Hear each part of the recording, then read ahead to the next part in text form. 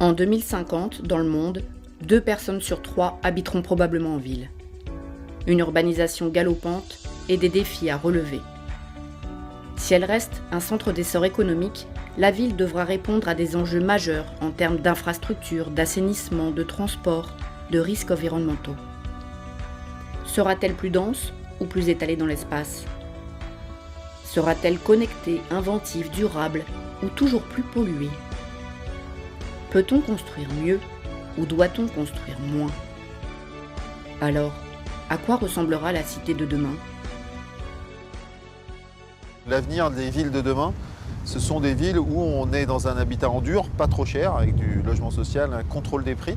Ça, c'est la première chose. Et puis, le deuxième enjeu, c'est la santé publique et la pollution, puisque la pollution de l'air, particulièrement, fait des millions de morts chaque année.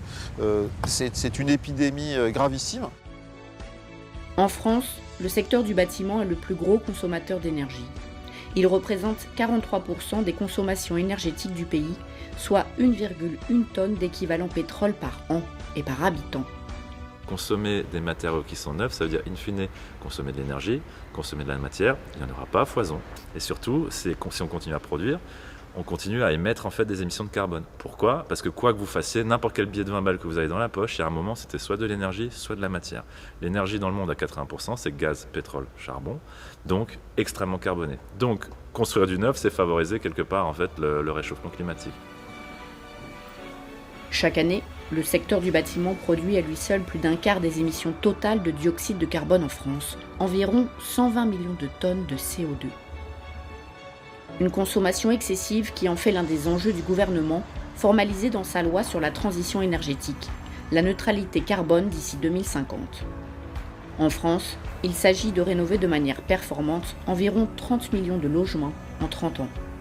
Il y a une urgence totale, donc il faut absolument rénover énergétiquement les bâtiments massivement et pour l'instant on va vraiment à 2 à l'heure. Il faudrait rénover plus de 10 fois plus de bâtiments par an que le rythme actuel en France. Donc on prend de plus en plus de retard, c'est lamentable. Il faudrait mettre environ 20 milliards par an pour la rénovation énergétique des bâtiments et le gouvernement met 2 milliards. Donc voilà, c'est simple, hein. Le sujet c'est l'argent, c'est les moyens publics, la politique publique qui n'est pas du tout au rendez-vous. Rénover d'un côté, mais également construire autrement de l'autre. Toutes les nouvelles constructions devront avoir un contenu en carbone limité, avec un coût qui doit rester acceptable. Mais comment prendre en compte le contenu carbone général d'une nouvelle construction, c'est-à-dire l'ensemble des émissions de gaz à effet de serre liées à sa construction, son exploitation et sa déconstruction ?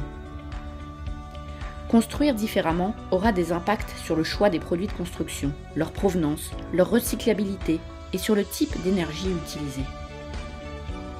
Le béton aura-t-il encore de l'avenir ? Faut-il miser sur les écomatériaux ?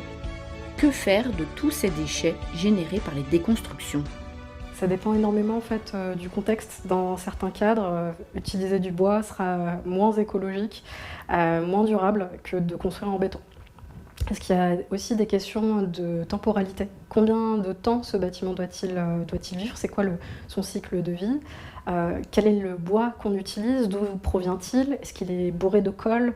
Est-ce qu'il vient de Chine ? Et en fait, on entre très vite en fait, dans des questions qui se jouent aussi à l'échelle mondiale.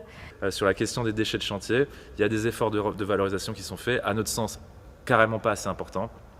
Pourquoi ? Parce que vous avez toujours des déchetteries à ciel ouvert, vous allez à 30 km de Paris, ça aurait dû finir, en fait, si on ne le réemployait pas, ça aurait fini au fond d'un trou, en fait, à 30 km de Paris. Voilà, c'est aussi simple que ça.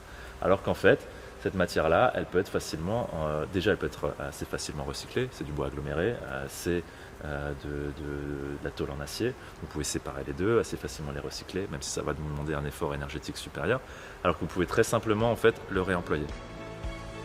L'émergence d'une ville durable et intelligente sera-t-elle pour autant capable de laisser sa place au vivre ensemble ? Chaque individu pourra-t-il y trouver une place ? Sa place ? La ville de demain sera-t-elle enfin le terreau de la démocratie ? Si on pense la ville avec des points de repos, des points de repos, des îlots de fraîcheur, avec la facilitation de la mobilité dans la rue. Ça rend service aux personnes qui sont en perte de mobilité, mais ça rend service à tout le monde. Ce qui est universel, c'est ce qui est très spécifique. Et les besoins des personnes les plus fragiles sont ce qui nourrit en fait à plus grande échelle l'ensemble de la ville. Le chantier colossal qui s'annonce offre des opportunités de développement pour les métiers de la construction. Mais qu'en est-il des constructeurs eux-mêmes, des travailleurs? À quoi ressemblera leur avenir dans cette cité?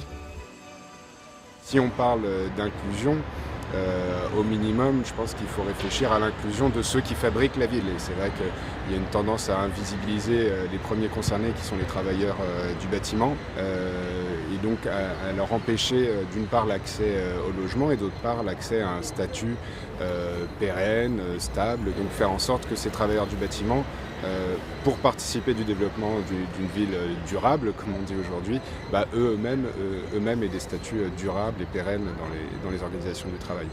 Donc la cité de demain, c'est pas demain, c'est aujourd'hui.